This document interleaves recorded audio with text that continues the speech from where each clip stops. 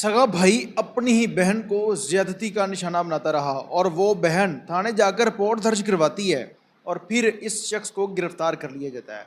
इस तरह की खौफनाक वारदात सुनने के बाद यकीन करें कि इस वाक़े के ऊपर इंसान की अक्ल जो है वो इसको नहीं मानती कि इस तरह से हो सकता है कि एक सगा भाई अपनी बहन के साथ एक दफ़ा नहीं बल्कि मसलसल कितनी दफ़ा वो ज़्यादती कर चुका था और उसके बाद पुलिस रिपोर्ट जब हुई तो उसको गिरफ़्तार कर लिया जाता है।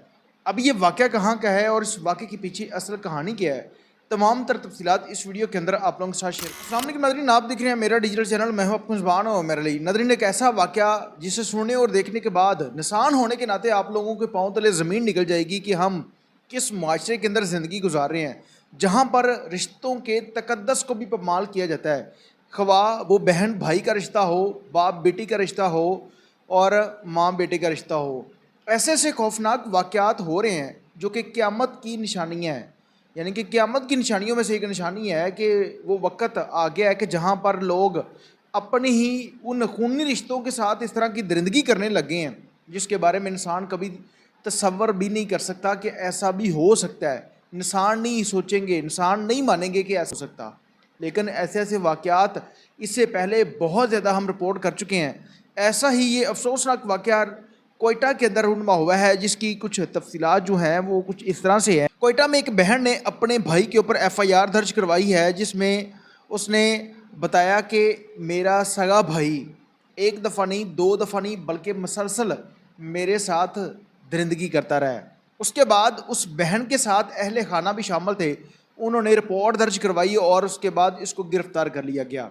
गिरफ्तारी के बाद जो ऐनी शाहिदीन थे उनके मुताबिक ये वाक़या बिल्कुल 100% सच्चा है कि एक भाई जो है वो अपनी बहन को अपनी हवस का निशाना बनाता रहा है और उसके बाद बहन खुद थाने जाकर तकरीबन 22 अगस्त वाले दिन वो रिपोर्ट दर्ज करवाती है और उसको गिरफ्तार कर लिया जाता है। ये वाक़या जान मोहम्मद रोड पर कोयटा के अंदर रुनमा हुआ है, जिसमें घर के अंदर एक भाई अपनी सगी बहन को कई दिन तक ज़्यादती का निशाना बनाता रहा और उसके बाद पुलिस ने इस दरिंदे को गिरफ़्तार कर लिया है और उसके बाद इनका डीएनए टेस्ट करवाया जाएगा। अब डीएनए टेस्ट के अंदर ये तमाम तर चीज़ें खुलकर सामने आ जाएंगी कि ये वाक़या सच्चा है या झूठा है। और अगर ये वाक़या सच्चा है तो ये वाक़यातन ही यही दरिंदा है जिसने अपनी बहन के साथ इस तरह के मामलात किए हैं। अब इन दोनों का डीएनए करवाया जाएगा और उसके बाद इस तमाम तर मामले के बाद इसको सजाजदा अदालत मुकर्रर करेगी। लेकिन ये वाक़या सुनने के बाद हम किस रिश्ते के ऊपर यकीन करें कि एक भाई जो है वो अपनी बहन के साथ इस तरह की मामलात कर रहा है, तो बाहर वो जब कॉलेज के अंदर जाएगी, स्कूल के अंदर जाएगी या किसी मदरसे के अंदर जाएगी तो वो तो बड़ी दूर की और बाहर के मामलात हैं। लेकिन जहाँ पर उसके घर के अंदर उसकी इज़्ज़त महफूज नहीं है, वो सगा भाई जिसने उसकी इज़्ज़त की हिफाजत करनी है, यानी कि कोई भाई तो इतनी सी बात बर्दाश्त नहीं करता। शख्स उसकी बहन के बारे में बात करे, ये कैसा एक दरिंदा इंसान था जो खुद हवान बन गया और उसने उसके बाद इतनी इतनी बड़ी जो है वो खौफनाक वारदातें की और उसके बाद एफआईआर दर्ज हुई है।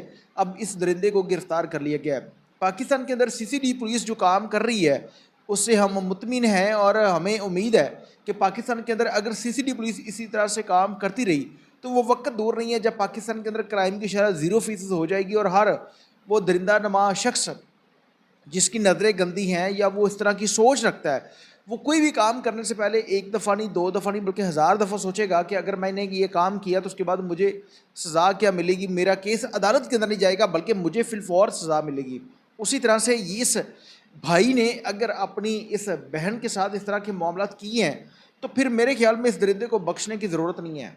इसको ऐसी सज़ा मिलनी चाहिए कि इसकी नस्लें याद रखें कि दोबारा कोई भी अगर भाई अपनी बहन के साथ इस तरह के मामलात करता है, इंसान तो सोच नहीं सकता, इंसान तो इस बारे में ये तसव्वुर नहीं कर सकता कि वो ऐसा काम, इतना बड़ा घटिया काम वो भी अपनी बहन के साथ करेगा।